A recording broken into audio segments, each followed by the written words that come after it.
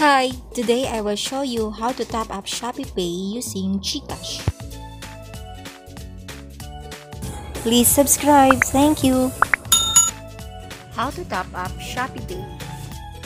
From homepage, click me or your profile icon. Next, ShopeePay. Dito makikita na natin yung top up. Click top up to start. Ngayon, pipili na tayo ng amount na itatop up natin kung alin dito yung pwede mong itap.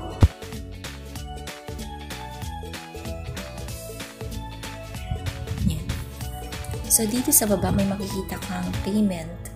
I-click mo ito para makita mo yung option ng payment.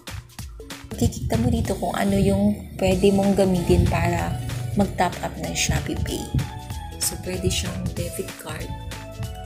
Pwede yung seller balance, and then payment center, then over the counter and online payment, tsaka itong touch pay.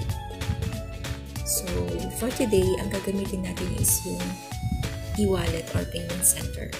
Kasi ang gagamitin ko for top up ay yung GCash ko. So, click natin yung payment center or e-wallet. Click lang natin itong GCash. And then, click confirm.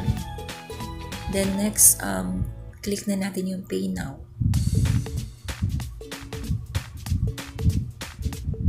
Then, dito makikita mo sa email verification yung total amount na transfer natin. And then, yung email address mo.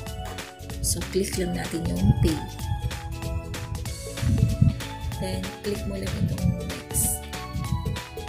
Then, antayin natin yung code number na isasend ni GCash.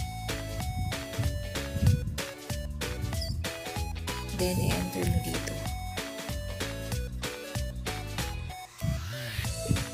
Click next. Then, your PIN code mo, enter natin.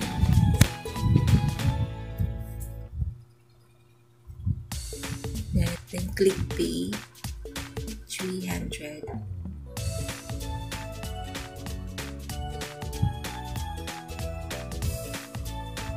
So, ayun na. Pumasok na siya.